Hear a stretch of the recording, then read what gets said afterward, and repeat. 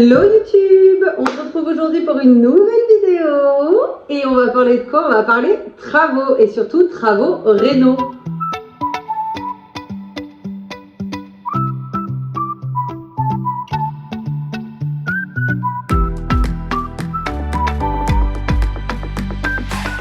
Ça fait un petit moment que je mûris cette vidéo, donc du coup je me suis fait des petites notes. D'ailleurs, je me suis fait un planning pour les prochaines vidéos et tout. Mais là, je voulais faire quelque chose. Je voulais en fait vous prodiguer mes astuces déco-réno. Alors, c'est pas des conseils, c'est plutôt des astuces. Quand tu es dans la réno, quand tu as envie de faire quelques petits travaux chez toi et que tu n'as pas les solutions à adapter ou tu n'as pas les compétences techniques. Voilà, donc du coup, en gros, c'est mes 10 astuces travaux, sachant qu'il n'y en a pas 10, je crois qu'il y en a 12. Oui, voilà. Mais en gros, je voulais faire une série en fait des 10 quelque chose. Donc ça sera voilà l'astuce, les astuces.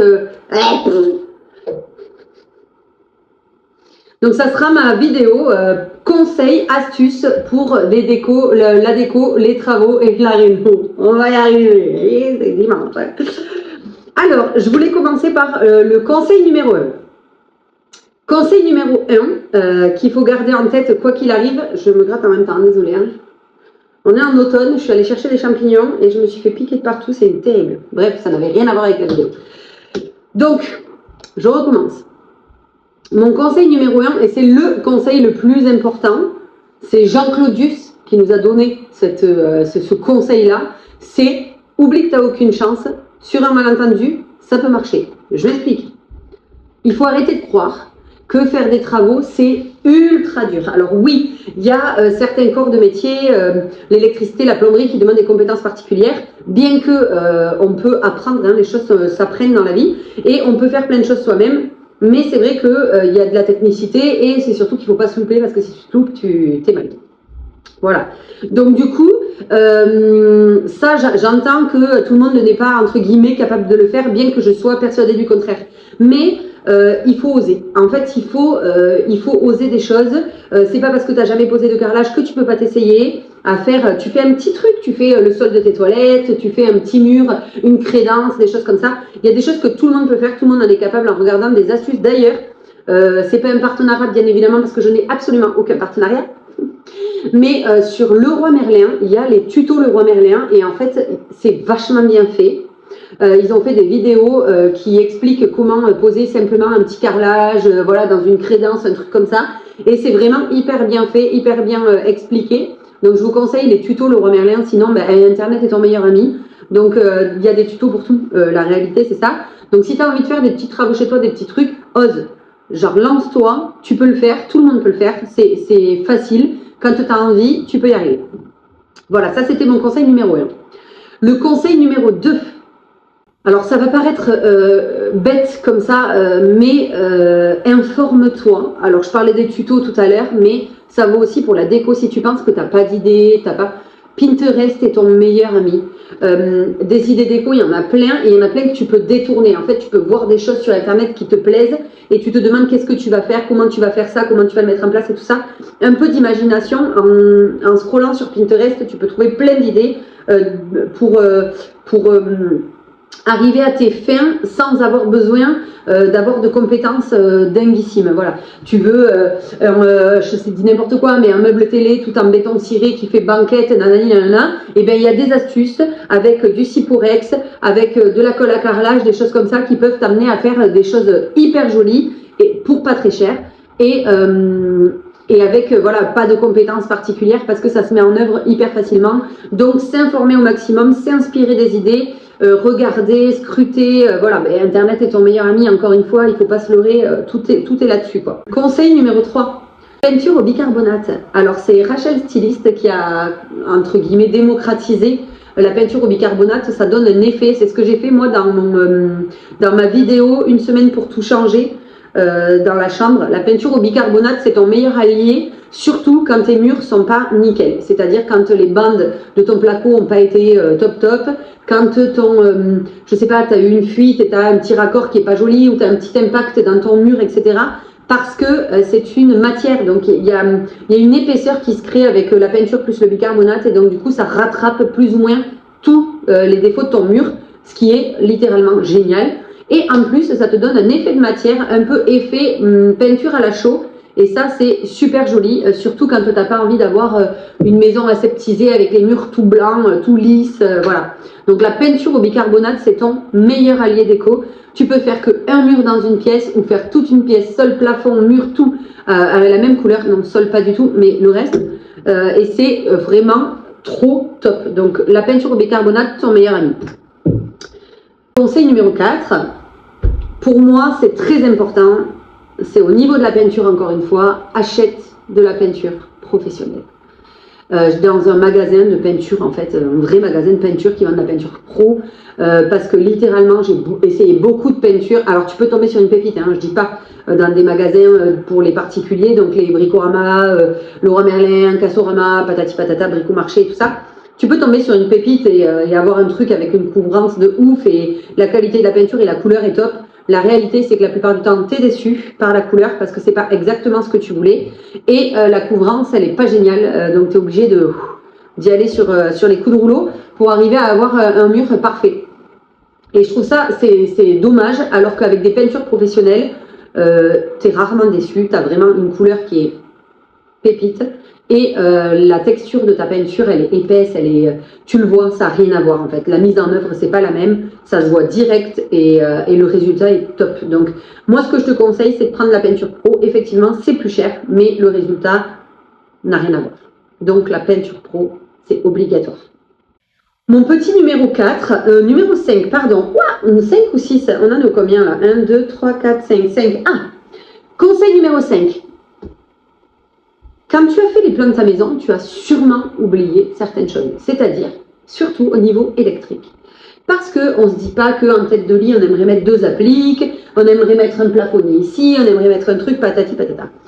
Il y a des astuces qui existent, des appliques ou des plafonniers rechargeables. Et c'est topissime. Génial, vraiment, c'est fantastique.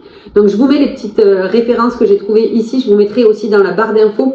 Les liens, c'est Amazon, là en l'occurrence, mais ça peut être partout. Ce sont en fait des appliques rechargeables. Donc en fait, vous les mettez à charger et ensuite vous les repositionnez. Et donc déjà, c'est des LED, hein, donc ça tient vachement longtemps. Et ça vous permet de pouvoir mettre des appliques ou des plafonniers là où vous en avez pas, là où vous n'avez pas d'arrivée électrique. Généralement, ça fonctionne avec une petite télécommande pour allumer et pour éteindre. Et franchement, ça fait grave le job. Et alors, c'est souvent aussi sur détecteur. Donc, en plus, par exemple, quand on met ces appliques-là dans des escaliers, des choses comme ça, ben, quand vous avancez, elles s'allument. Et c'est vraiment, franchement, c'est le top parce que ça permet de réaménager son espace, de pouvoir refaire la déco. Par exemple, quand on a envie de changer son lit de place, etc., ben, on ne peut pas parce que les prises et les lumières sont sur un mur et pas de l'autre. Et vraiment, ça peut aider énormément dans la déco et dans l'aménagement d'un espace. Donc, vraiment, pensez à tout ce qui est rechargeable. Et petit mémo, je mets aussi parce que j'ai acheté un truc qui est génial pour mon petit chalet. On a acheté une ampoule ventilateur. Donc en fait, sur une douille normale, vous branchez ça et ça fait ventilateur. Donc pour l'été, c'était génial. Alors attention, ça ne va pas avec toutes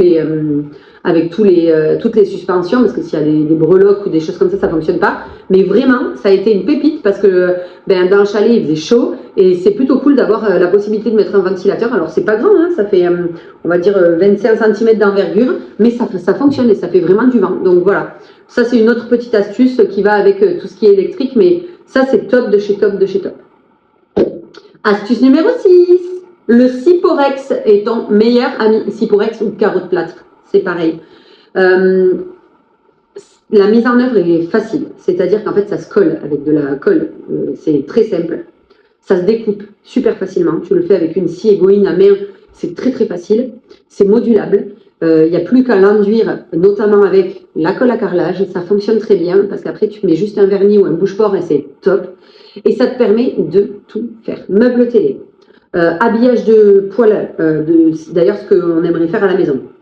Des cuisines, tu peux faire des cuisines avec. D'ailleurs, je conseille un Instagram.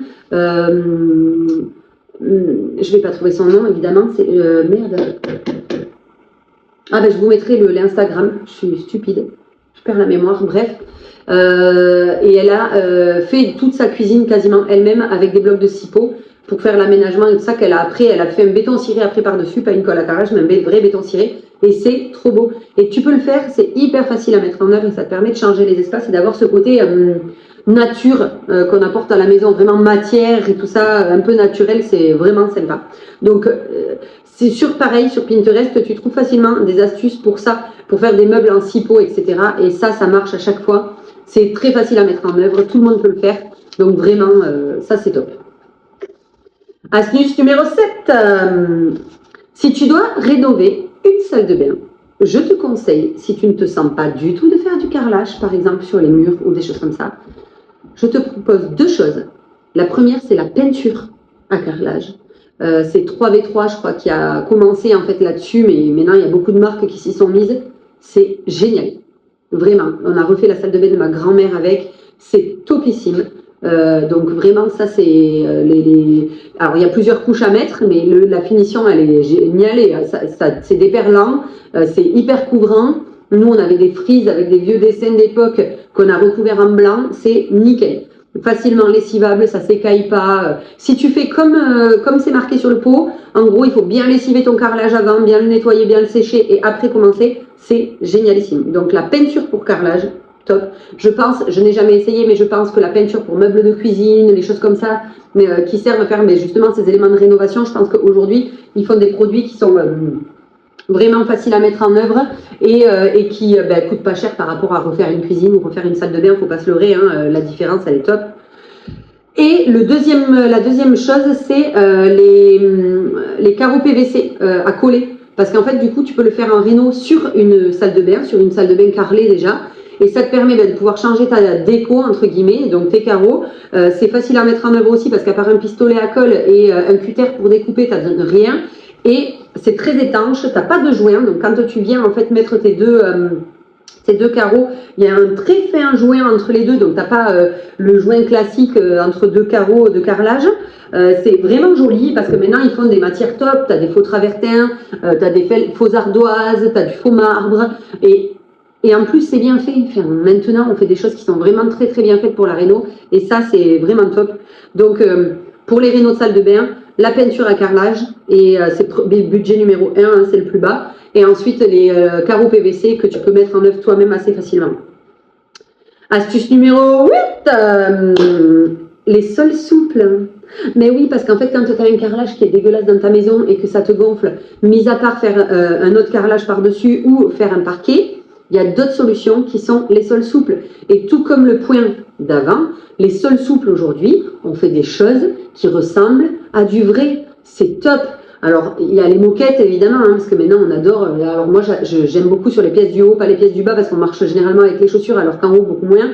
Mais une jolie moquette avec du poil épais, etc., vraiment, c'est top. Les jaunes de mer, tout ce qui est jaune de mer, etc., c'est très, très facile à mettre en œuvre. Vous déroulez, il faut découper sur les côtés, vous posez vos plaines, c'est fini. Le sol, il est nickel. Les linos, évidemment, parce qu'aujourd'hui, on fait des linos grand passage, avec beaucoup de couches d'usure, avec des effets carreaux de ciment, des effets bois qui vraiment ressemblent à du bois aujourd'hui. Donc voilà, les sols souples, pour moi, c'est une astuce réno pas chère, parce que évidemment, c'est encore pas cher, entre guillemets, bien sûr, mais c'est facile à mettre en œuvre. Il n'y a pas besoin de compétences particulières, à part savoir se servir d'un cutter. Mais sinon, vraiment, voilà, c'est très, très, très facile.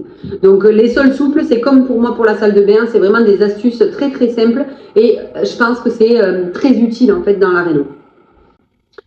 Astuce numéro 9. Ouais, astuce numéro 9. Alors là, c'est plutôt un conseil. Nous, on a fait notre cuisine nous-mêmes chez Alki, le géant du Sud-Ouest. On a fait une cuisine avec des façades blanches et noires. Alors, c'est très beau, mais c'est un calvaire. Déjà, c'est mat, les deux, donc vous voyez la moindre trace de doigt. Et ceux qui te disent que sur les façades, maintenant, on a des matières avec, où tu vois pas les traces, c'est pas vrai. C'est pas vrai. Le mat, tu vois tout. Le brillant, tu vois tout aussi. Donc en fait, il n'y a pas. Les seules façades où tu vois rien, c'est les façades avec des motifs, effet bois, machin, tout ça, où tu vois beaucoup moins. Mais les façades noires mat et blanches mat, c'est démoniaque. Tu peux les laver 45 fois par semaine, tu ne t'en sors jamais, franchement. Donc moi, je sais pas que je ne le conseille pas, c'est que si tu as une maison qui vit, si tu as une maison aseptisée, qui est comme dans les magazines, où tu n'as rien et que tu cuisines jamais chez toi, et que tu n'as pas d'enfants et pas d'animaux, c'est très bien. Si tu vis dans une vraie maison, avec des gosses qui foutent leurs doigts partout, des chats qui montent sur les plans de travail de la cuisine, etc., oublie l'idée, c'est une catastrophe. Et qui plus est, quand les façades ont des poignées incurvées comme ça vers le haut. Tu as tout, c'est des gouttières le truc. Le truc, tu récupères, c'est des bacs à récup de bouffe, de saleté et tout, c'est dégueulasse. Donc, il vaut mieux préférer des poignées, des vrais poignées que tu laves, que tu nettoies, que ces merdes-là, que ça te récupère tout.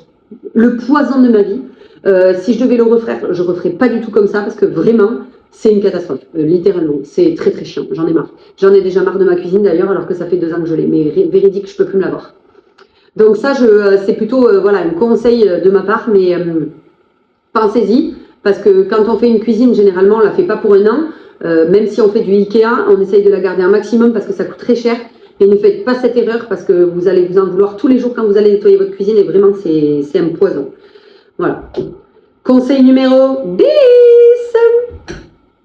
Alors, c'est une astuce, oui, non, une astuce quand tu te lances sur une réno générale comme nous on a fait, c'est-à-dire que tu as 4 murs et un toit, voilà. Et encore nous, on n'avait pas de toit. Mais quand tu as 4 murs et que tu n'as pas d'oseille pour faire ton sol, la dalle béton, pour nous, ça a été le meilleur choix qu'on ait fait. Qui plus est, on l'a encore à l'heure actuelle et on est encore en train de se poser la question à savoir est-ce qu'on allait la recouvrir ou pas. Parce que c'est un confort, c'est facile à nettoyer, c'est juste une dalle béton qu'on a poncée et peint. C'est tout. Alors, je sais, hein, j'ai déjà eu les sons de cloche de oui, c'est pas fait pour être peint, c'est pas fait pour vivre dessus, c'est pas fait pour. C'est de la peinture à garage en fait qu'on a mis dessus. Donc, c'est pas C1, patati patata. Je peux entendre. Sauf que quand t'as pas d'argent, tu fais au plus simple, au moins cher et comme tu peux. Et littéralement, pour moi, c'est la meilleure décision qu'on ait eue. Déjà, le béton, c'est pas froid comme matière en fait. Je sais pas comment expliquer, mais on a l'impression que oui, mais c'est moins froid qu'un carrelage. Donc en fait, quand vous chauffez avec le poêle et tout, ben, le béton il s'imprègne de la chaleur et donc du coup, il est jamais très froid et c'est hyper agréable de marcher dessus. C'est doux, donc vraiment. Et c'est une astuce, c'est un bon plan pas cher. Il y a des gens qui le font aussi sur des chapes liquides où en fait ils la poncent, ils mettent un bouche-port, mais ils ne mettent pas de suite un carrelage dessus. C'est hyper joli, on dirait un sol fait exprès. Alors c'est pas fait exprès, hein, et en plus c'est une chape liquide encore moins parce qu'elle est très très friable, donc ça peut s'abîmer très vite. Bon, nous c'est pas le cas sur une dalle béton parce que la dalle béton c'est une dalle béton. Alors c'est une dalle béton. Vous pouvez faire tomber, je sais pas, une haltère de 28 kg dessus, elle va pas péter. Hein, voilà. Mais du coup, effectivement, c'est pas censé rester comme ça à l'avenir.